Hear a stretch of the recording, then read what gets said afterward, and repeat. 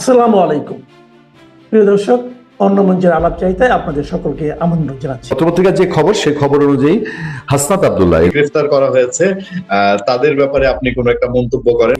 আমি ভিন্ন একটা প্রসঙ্গে যাব, তার আগে আমি তিনজন দর্শকের তিনটা ছোট্ট কমেন্ট আপনি বলছে। একজন আপনাকে ফজলুর রহমান ভাই সেলিউট, তারপরে আর দুটা প্রশ্ন করেছেন। আপনার সম্পূর্ণ স্বাধীনতা, আপনি উত্তর দিতে চাইলে। একজন বলেছেন যে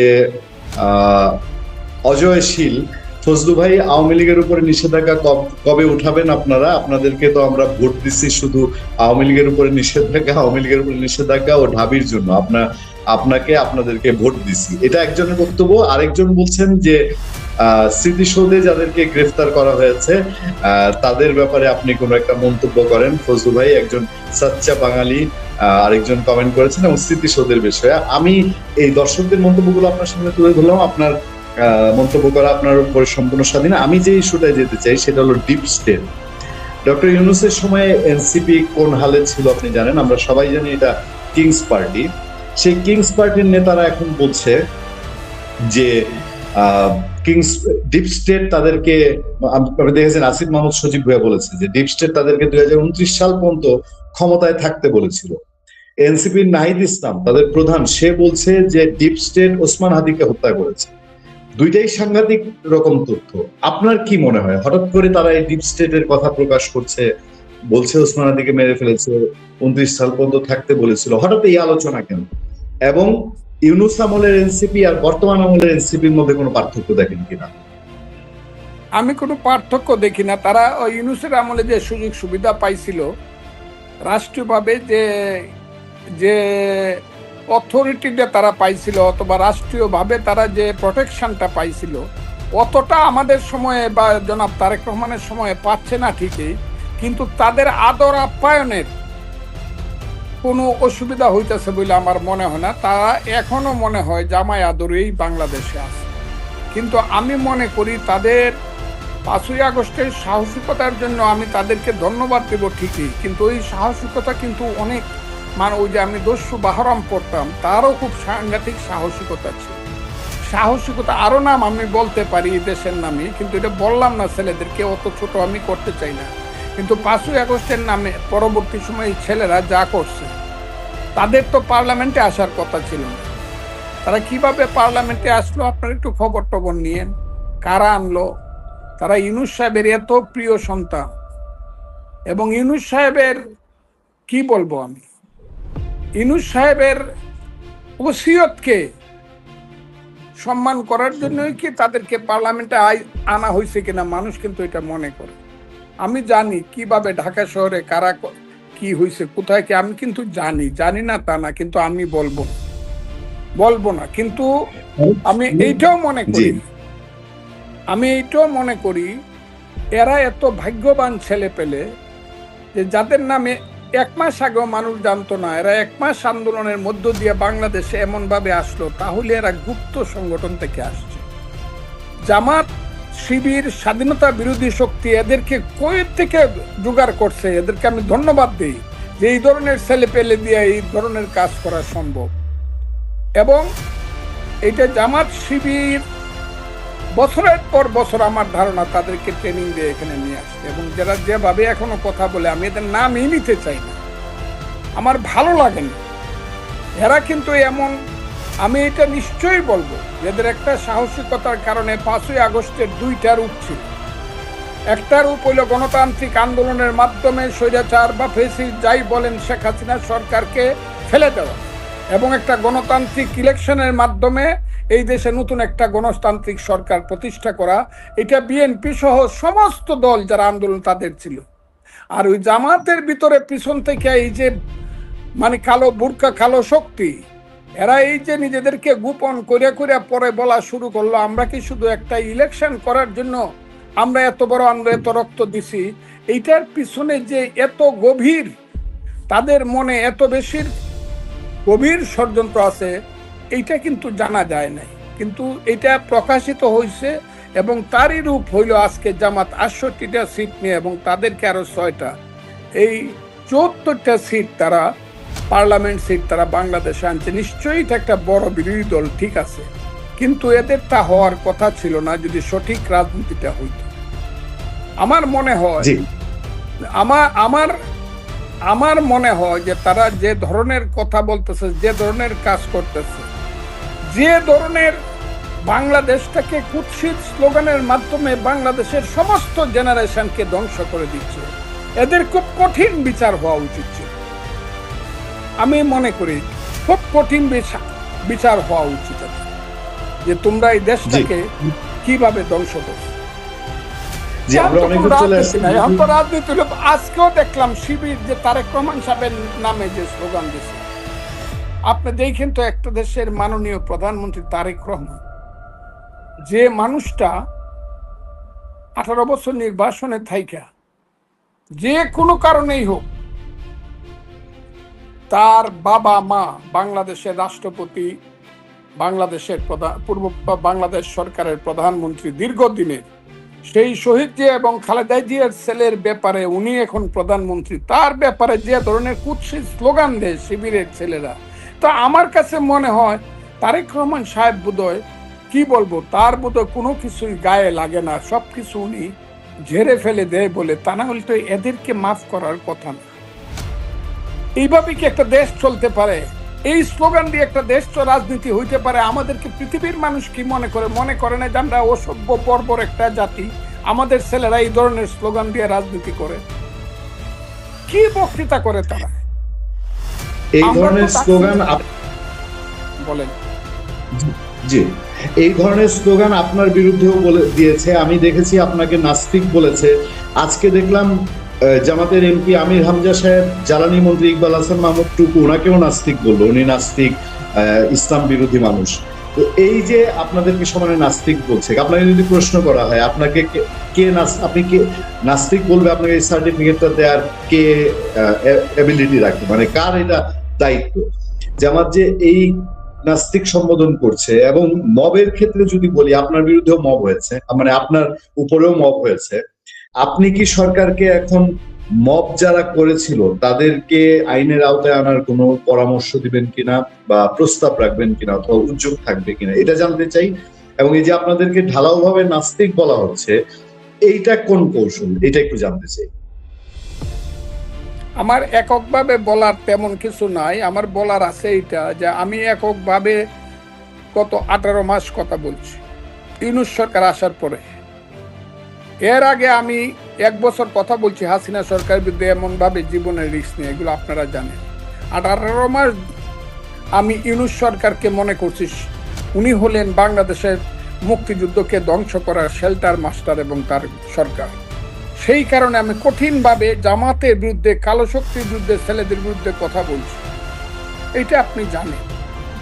কিন্তু এখন আমি এই কারণে বলতে চাই না, আমি মনে করি এখন আমাদের দলের চেয়ারম্যান, যিনি বাংলাদেশের সরকারের প্রধানমন্ত্রী, উনি যে কথাগুলো বলছেন আমার কাছে মনে হচ্ছে উনি খুব সঠিকভাবে স্টার্টিংটা খুব, ওনার শুরুটা খুব সঠিক হয়েছে।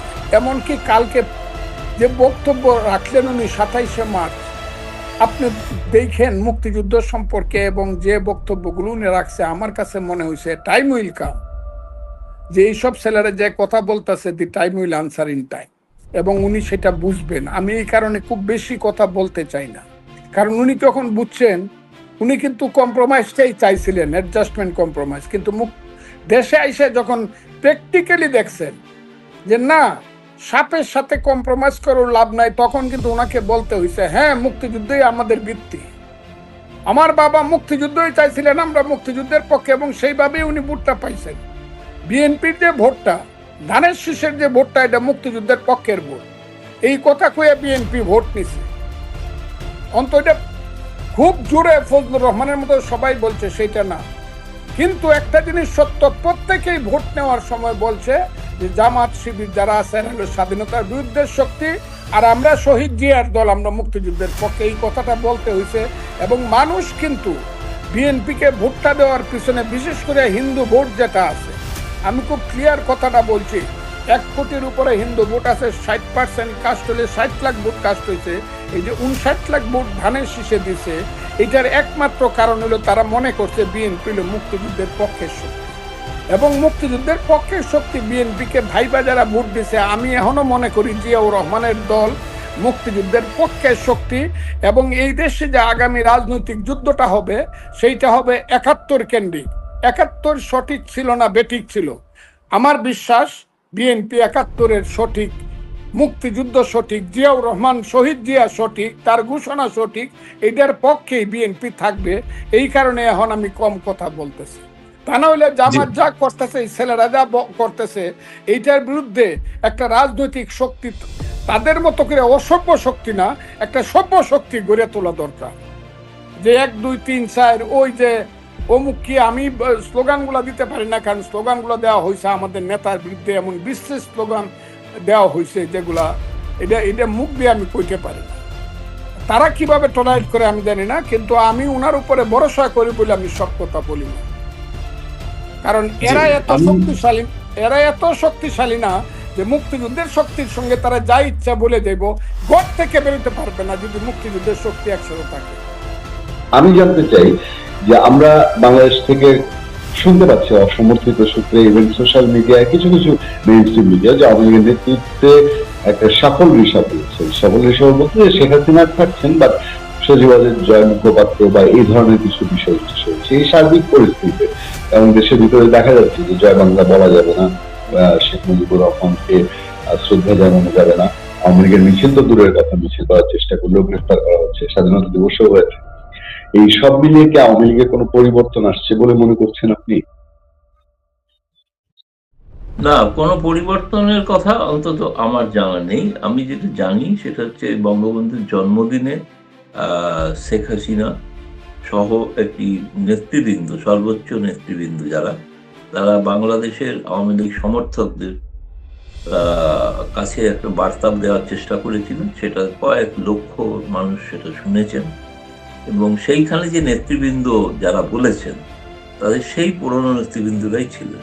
সেই ওবেদুল কাদের, এই নানক, জাহাঙ্গীর কবির নানক, আপনি আর যাদের প্রেসিডিয়াম সদস্য হিসেবে জানেন তাদের অনেকেই উপস্থিত ছিল। ছাত্রলীগের সভাপতি, ছাত্রলীগের সাধারণ সম্পাদক, তারাই ছিল। অর্থাৎ সেই টিমটাই কিন্তু সেদিন আমি বলবো প্রকাশ্য অর্থাৎ ফেসবুকের মাধ্যমে তারা কিন্তু বাংলাদেশের আওয়ামী লীগ কর্মী সমর্থকদের কাছে উপস্থিত হলো। এবং তার নিচে যে এই চলাকালীন আমি সেই 5 ঘন্টার সভা, 5 ঘন্টা ব্যাপী, তার সর্বশেষে 25 থেকে 30 মিনিটের কাছাকাছি শেখ হাসিনা নিজে ভাষণ দিয়েছে।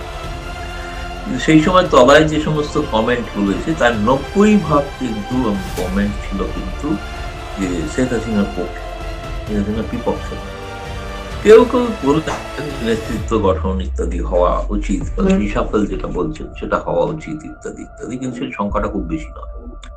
কিন্তু যেটা শেখ হাসিনা যেটা বলেছিলেন এই প্রথম, যেটা বাংলাদেশে যেহেতু খবর ছাপা হয় না শেখ হাসিনা, তিনি বলেছিলেন যে তিনি প্রথম প্রকাশ্যে বললেন, আপনি যেটা শুরুতে বলেছিলেন আওয়ামী লীগের অনেকে ভোট দিয়েছে বিএনপিকে, এটা বাংলাদেশে তো সকলেই জানো, আমি নিজেও ফোন পেতাম যে অনেক জায়গা থেকে, ময়মনসিংহ থেকে তারা ফোন করে আমাকে জানিয়েছেন দাদা জামায়াতকে রুখিয়ে দিলাম, আমরা ভোট দিয়েছি সবাই আওয়ামী লীগ, এই বিএনপি। তিনি চাইছেন তার একটা প্রতিদান। প্রতিদানটা কি? প্রতিদানটা হচ্ছে রাজনৈতিক নিষেধাজ্ঞা প্রত্যাহার করা হোক। কারণ এই যে অনেকের আকাঙ্ক্ষা, যেটা মনে হচ্ছে, ধরুন আজকে যদি একটা নেতৃত্ব নতুন কাঠামো তৈরিও হয়, তারা কাজ করবে কি করে? কারণ কাজ করলেই তো, আপনি তো বলছেন তাদের জেলে পড়া হবে, তাদের বয় বাংলা স্লোগান দিলে জেলে পড়া হবে, বঙ্গবন্ধুর স্মৃতির প্রতি শ্রদ্ধা জানাতে গিয়ে জেলে পড়া হচ্ছে। সুতরাং পরিবেশটা যে খুব বদলে গেছে তা হয়তো না। এটা একটা বড় কারণ যে পুলিশ এবং শৃঙ্খলা রক্ষা বাহিনীর মধ্যে এখনো আমার মতে জামায়াতের প্রভাব বেশি। সেটা সম্পূর্ণ এখনো ভাবে কিন্তু তার শুদ্ধিকরণ যদি বলেন তাহলে শুদ্ধিকরণ হয়নি।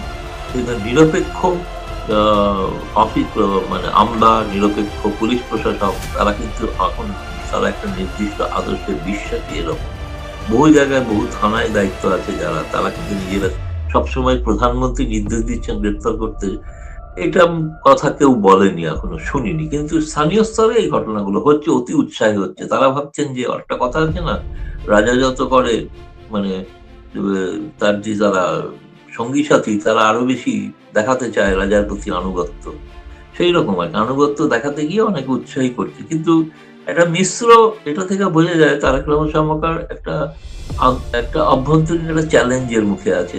দেখুন, কয়েকদিন আগে তো বঙ্গবন্ধুর ছবিওয়ালা যে টাকা যেটা নিষিদ্ধ করেছিল ইউনূস, সেটা তো চালু হলো, তাই না? ফলে একদিকে বঙ্গবন্ধুর নামে স্লোগান দিলে, জয় বাংলা দিলে গ্রেপ্তার হচ্ছে, আবার বঙ্গবন্ধুর নামে স্মৃতি যেগুলো, সেগুলো খুব সামান্য হলো, কিন্তু এই টাকাটা যে প্রকাশ হলো, এটা তো তারেক রহমান সরকারের অনুমতি ছাড়া সম্ভব ছিল না, তাই না? ফলে এই যে মিশ্র প্রতিক্রিয়া, আমার মনে হয় এখনো একটু সময় লাগবে পরিস্থিতি স্বাভাবিক হতে, কিন্তু রাজনৈতিক কর্মকাণ্ড আওয়ামী লীগ যদি করতে না পারে, তাহলে সেই আপনি পার্টি তৈরি করুন, গঠন করুন, সেদিনের যে সভা, সেই সভায় কিন্তু আপনার জয় বা পুতুল কাউকে দেখেন, তারা কিন্তু কেউ ছিল না। অন্যরা অনেকেই ছিল, প্রেসিডিয়াম সদস্যদের অনেকেই ছিল। এবং আমি যেহেতু অত্যন্ত 5 ঘন্টা ব্যাপী দীর্ঘ সভা, পুরোটা 5 ঘন্টা, আমার পক্ষে আমি শেষে অপেক্ষা করছিলাম শেখ হাসিনার বক্তব্য শোনার জন্য, কিন্তু আমি ওবেদুল কাদের, জাহাঙ্গীর কবির নানক, সিরিয়ান নেতা, তাদের অনেক বক্তব্য আমি শুনলাম আর কি। অর্থাৎ আমার কাছে মনে হয়েছে সেই শেখ হাসিনা সেই পার্টি নেতৃত্বকেই কিন্তু আবার সামনে আনবে। নতুন বলতে আপনি যদি বলেন যে হ্যাঁ, যুব নেতা যারা, তারা উপস্থিত ছিলেন, ভবিষ্যতে তারাই হবে তো দলের কাণ্ডারি, কিন্তু সেটার কোনো সিদ্ধান্ত নিয়ে লাভ নেই কোনো। এই মুহূর্তে দরকার তৃণমূল স্তরে আওয়ামী লীগের নেতাদের যেটা নির্দেশ, সেটা হচ্ছে তারা যেন তৃণমূল স্তরে কর্মীদের সঙ্গে একটা যোগাযোগ রাখেন। এক সময় যখন ক্ষমতায় ছিলেন তখন অনেক অভিযোগ ছিল এই নেতাদের পাওয়াই যেত, কর্মীরাই পেতেন না। ফলে এখন কর্মীদের সঙ্গে নিয়মিত যোগাযোগ রাখা, আমি জানি এটা কিন্তু করছে, অনেকেই করছে।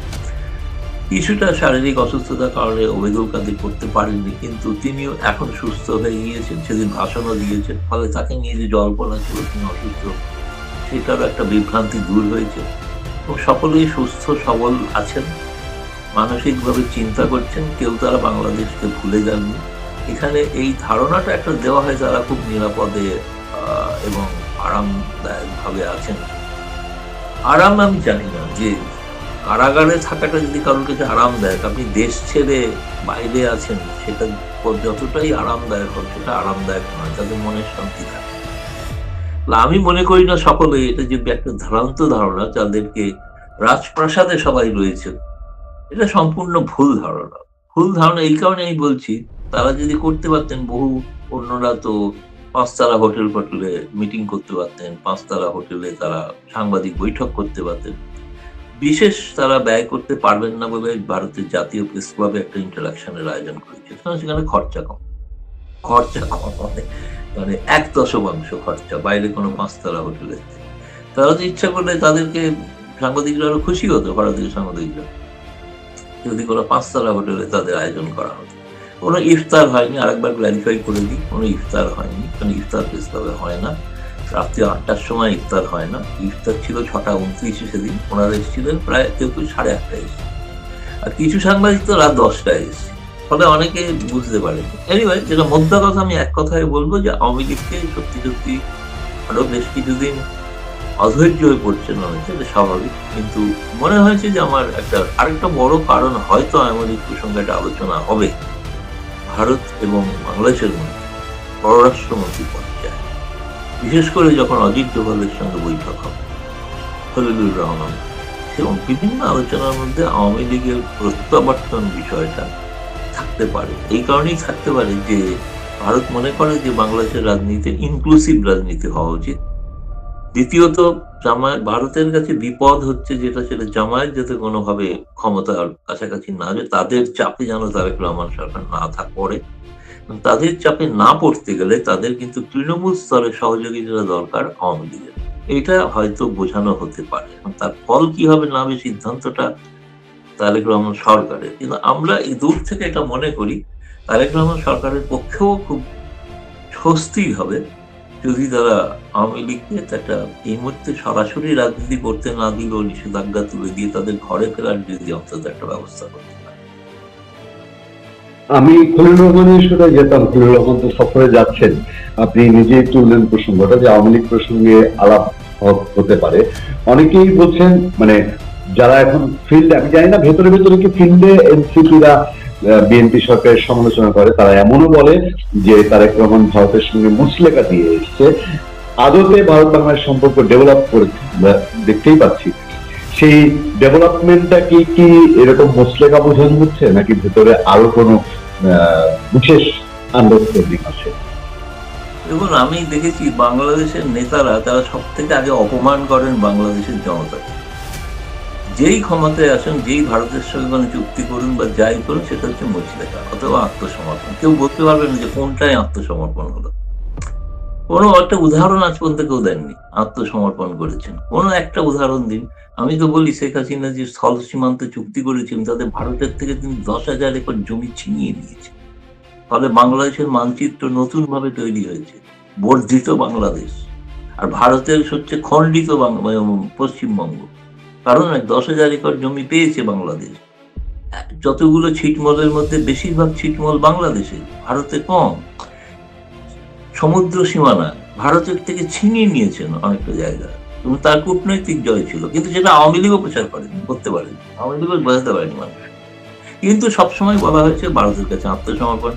এখন তারেক রহমান সরকার নিকটতম প্রতিবেশী, আপনার পাশের বাড়ির যিনি থাকেন তার সঙ্গে কি আপনি প্রতিদিন ঝগড়া, আপনি যেখানেই থাকুন, যে বাড়িতেই থাকুন, যে গ্রামেই থাকুন, প্রতিবেশীর সঙ্গে রোজ আপনি ঝগড়া করে কি শান্তিতে থাকতে পারবেন? থাকা তো সম্ভব না। আপনাকে তো একটা প্রতিবেশীর সঙ্গে সুসম্পর্ক রাখতে হবে, কারণ প্রতিবেশীকে তো আপনি বদলাতে পারছেন না। আপনি বদলে ভারতের জায়গায় তো পাকিস্তান আনতে পারছেন কোনোভাবেই, তাই না? তার সঙ্গে নাকি চীন আনতে পারে 2000 কিলোমিটার দূরে বেজিং। নিকটতম যেটা মানে হাঁটা পথে ঢোকা যায় যে দেশে, সেই দেশের সঙ্গে সম্পর্ক তো স্বাভাবিক রাখতে। এবং সবচেয়ে গুরুত্বপূর্ণ জিনিস আমি অনেক জায়গায় বলেছি, আবারও বলছি, তারেক রহমান সরকার ক্ষমতায় আসার পর প্রথম 1 মাসে সীমান্তে একটাও হত্যা ঘটে। কারণ দুদেশের সীমান্তরক্ষীর বাহিনীর মধ্যে একটা সমঝোতা গড়ে উঠেছে, এবং যে সমঝোতাটা ইউনুস আমলে ছিল না। কারণ ইউনুস তো ভারতের আভ্যন্তরীণ বিষয়ে মন্তব্য করতেন, ভারতে হস্তক্ষেপ করতেন, তিনি সোভেরেন সিস্টেম নিয়ে কথা বলতেন, তাই না? তাতে সেগুলো সরাসরি তো ভারতের হস্তক্ষেপ। ভারত যে তাকে ছেড়ে দিয়ে যে কিছু বলেনি, এটা ভারতের মহানুভবতা, কিন্তু সেই মহানুভবতাকে যেন দুর্বলতা না ভাবিত। আমি সেই কারণেই বলছি যে যে সম্পর্কটা এখন তিনি আসবেন, তখন সব থেকে একটা বড় জিনিস আছে, সেটা হচ্ছে খলিলুর রহমান বোধহয় 37 বছর পরে তিনি জাতিসংঘের সভাপতিত্ব করার পদে প্রতিদ্বন্দ্বিতা করছেন। তার বিরুদ্ধে সম্ভবত প্যালেস্টাইন ছিল ক্যান্ডিডেট, প্যালেস্টাইন উইথড্র করে নেওয়ার পর সাইপ্রাস একমাত্র প্রতিনিধি। সাইপ্রাস আপনি জানেন একজন নেটো সমর্থক দেশ। ফলে এখানে ভারতের সহযোগিতা দরকার, বা তৃতীয় বিশ্ব যেটা ভারতের সঙ্গে আছে, ভারত নিজেকে বলে গ্লোবাল সাউথের নেতৃত্ব দেন, তারা সমন্বয় করেন। গ্লোবাল সাউথের এই এত বিশাল সংখ্যক দেশ যদি বাংলাদেশের পাশে দাঁড়ায়, তাহলে খলিলুর রহমান জাতিসংঘে সভাপতির পদ অলঙ্কৃত করতে পারে। ফলে তার আলোচনা সেই প্রসঙ্গে থাকবে। এছাড়া দ্বিপাক্ষিক বিষয়ের মধ্যে সব থেকে আগে জরুরি সেটা হচ্ছে গঙ্গার পানি চুক্তি বন্টন যে চুক্তি, সেটার মেয়াদ এই বছরই শেষ। তার পুনর্নবীকরণ যেটা শেখ হাসিনা করেছিলেন, তখন এই বিএনপি বলেছিল যে দেশকে বিকিয়ে দিয়েছে। এখন দেখা যাক তারেক রহমানের সময় সেই চুক্তিটাই পুনর্নবীকরণ হয় কিনা, অর্থাৎ 1 কিউসেক পানিও অতিরিক্ত হয় কিনা, এটা আমরা দেখবো। সেটা সম্ভব নয়, হবে না হয়তো, এখন পানির মাপজোক চলছে। তৃতীয়ত সব থেকে বেশি জরুরি সেটা হচ্ছে যে এই মুহূর্তে বাংলাদেশ যে জ্বালানি সংকটে রয়েছে, বিদ্যুৎ এবং জ্বালানি, সেক্ষেত্রে ভারতের সহযোগিতা প্রয়োজন। জ্বালানি যাচ্ছে 5,000 টন, সেটা যথেষ্ট নয়। সেটা 50,000 টনে উন্নীত করা যায় কিনা, পর্যায়ক্রমে বাড়ানো যায় কিনা, সে বিষয়ে আলোচনা হবে। কারণ তার আলোচনা পররাষ্ট্রমন্ত্রী জয়শঙ্কর ছাড়াও national security adviser Ajit Doval, এছাড়া পেট্রোলিয়াম মন্ত্রী হারদীপ পুরী এবং বাণিজ্য মন্ত্রী পীযূষ গোয়েল আপাতত হয়ে আছে। হয়তো কিছু সুশীল সমাজের সঙ্গেও তিনি দেখা করতে পারেন। খুব ঠাসা প্রোগ্রাম থাকবে তার। এবং তার সঙ্গে আসছেন হুমায়ুন কবির, তিনি পররাষ্ট্র উপদেষ্টা, এবং তিনি অতীতে 2018 আগে তিনি ভারতে এসেছিলেন। তার সঙ্গে ভারতের একটা তিনি ভারত জানেন এবং বোঝেন। ভারতীয় সাংবাদিকদের সঙ্গে তার ঘনিষ্ঠতা ছিল, এখন আছে কিনা জানি না। এক সময় তো আমার সঙ্গে খুবই ঘনিষ্ঠ সম্পর্ক ছিল, নিয়মিত উনি প্রায় ক্ষোভ প্রকাশ করতেন আমার বিরুদ্ধে যে আমি কেন ভারতকে বোঝাতে পারছি না যে আওয়ামী লীগের ছেলে বিএনপিকে সমর্থন করতে। যদি ওনার মনে থাকে, নিশ্চয়ই মনে আছে হয়তো। আশা করি দেখা হবে। তো ফলে আহ, আমার মনে হয় এই সমস্তটা একটা দুদেশের মধ্যে একটা ইতিবাচক সম্পর্ক তৈরি করার একটা চেষ্টা, যেটা স্বাভাবিক, সেটা হবেই। এটা তো এখন তো ধরুন এখনো পর্যন্ত আমরা তারেক রহমান সাহেব ক্ষমতায় আসার পর ভারত বিরোধী এমন কোনো খুব মানে সোচ্চারে কিছু বলতে শুনিনি। এবং দুদিন আগে যে বাংলাদেশ হাই কমিশনে যে জাতীয় দিবস পালিত হলো, সেখানে হাই কমিশনার রিয়াজ হামিদুল্লাহ প্রকাশ্যে বলেছেন যে বাংলাদেশের মাটি ভারত বিরোধী কাজে ব্যবহৃত হতে দেওয়া যাবে না। তবে এটা একটা শেখ হাসিনা যেরকম করে ঘোষণা করেছিলেন, সেরকম একটা ঘোষণা তারেক রহমান সরকারের। এই ঘোষণাটা আবারও হতে পারে, পুনরুচ্চারিত হতে পারে। সেটা দুদেশের সম্পর্ককে আরো উন্নীত করবে। এবং এতটাই না, বাংলাদেশে ভারতের সাংবাদিকদের সঙ্গে মিলিত হওয়ার জন্য তারা জাতীয় প্রেস ক্লাবে কাচ্চি বিরিয়ানি ফেস্টিভ্যাল করেছেন পরের দিন। 26-এ হয়েছে বাংলাদেশ মিশনে, আর 27-এ হয়েছে ভারতীয় প্রেস ক্লাবে হয়েছে।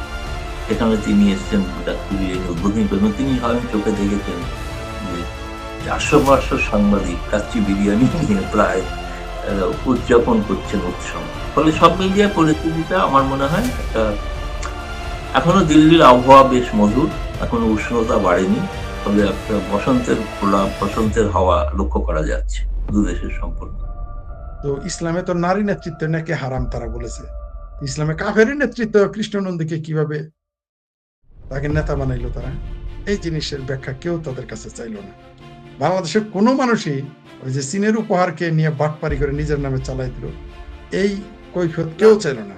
এটা শুধু প্রতারণা নয়, এটা বদমাইশি এবং স্মৃতিসৌধের মুক্তিযুদ্ধের শহীদদের প্রতি অবমাননা করা হয়েছে। স্মৃতিসৌধে টিএম আজহার গিয়েছে, যে কিনা তাদের হত্যা করেছে, এই বদমাইশ সেখানে গিয়েছে। সে লজ্জার কি আছে স্মৃতিসৌধে আজহার? এর সে লজ্জার কি আছে সংসদে স্বাধীনতা বিরোধীদের, মুক্তিযুদ্ধ বিরোধীদের নামে শোক প্রস্তাব আনা হয়, যাদের সাজাপ্রাপ্ত যারা আসেন? তাহলে সরকার তো সরকারকেই চ্যালেঞ্জ করবে, আদালতকে চ্যালেঞ্জ করবে। যাকে ফাঁসি দেওয়া হয়েছে, যাকে মানবাধিকার লঙ্ঘনের দায়ে, যুদ্ধ অপরাধের দায়ে ফাঁসি দেওয়া হয়েছে, তার নামে শোক প্রস্তাব, হাস্যকর কি আছে? তো এটিএম আজহার এত বছর পর মনে করলো রাষ্ট্রীয় দায়িত্ব। হ্যাঁ, এটা তো তার রাষ্ট্রীয় দায়িত্বের মধ্যে পড়ে। তাদের রাষ্ট্রীয় দায়িত্ব পাঠ্য বই থেকে 7ই মার্চের ভাষণ বাদ দেওয়া, তাদের রাষ্ট্রীয় দায়িত্ব 32 নাম্বারকে 32 বার ভাঙা, তাদের রাষ্ট্রীয় দায়িত্ব জয় বাংলা স্লোগান দিলে তাকে গ্রেপ্তার করা, তাদের রাষ্ট্রীয় দায়িত্ব মোবাইলে শেখ হাসিনার ছবি থাকলে তাকে গ্রেপ্তার করা, তাদের দায়িত্ব কোনো নারী যদি জয় বাংলা স্লোগান দেয়, কোনো নারী যদি বঙ্গবন্ধুর ছবি রাখে তাকে গ্রেপ্তার করা। তাদের দায়িত্ব হচ্ছে, রাষ্ট্রীয় দায়িত্ব হচ্ছে, কেউ যদি 32 নম্বরে ফুল দিতে যায় তাকে সন্ত্রাস বিরোধী আইনে মামলা দেওয়া। কেউ যদি সংবিধান নিয়ে কথা বলতে চায়, সেটা প্রফেসর হলেও তাকে সন্ত্রাস বিরোধী আইনে মামলা দেওয়া এই সরকারের দায়িত্ব। আমরা তো দেখতেছি দায়িত্ব তো পালন করতেছে। তবে এই দিন না, দিন আরো আছে। এই দেশের মানুষকে যারা বোকা মনে করতেছে, 18 বছর পরে কিন্তু কি জেনারেল মাসুদ নাকি কি, সে কিন্তু গ্রেপ্তার হয়েছে। ইতিহাস থেকে একটা শিক্ষা নিতে হবে। কিন্তু দুর্ভাগ্য, বারবার আমরা এটা শুনে এসেছি এবং বলে এসেছি, ইতিহাস থেকে কেউ শিক্ষা নেয় না। বিএনপি 17 বছর নাকি আওয়ামী লীগের 16 বছর নির্যাতন জুলুমের শিকার ছিল, তাই বিএনপি আওয়ামী লীগকে নির্যাতন জুলুম চালাবে আওয়ামী লীগ।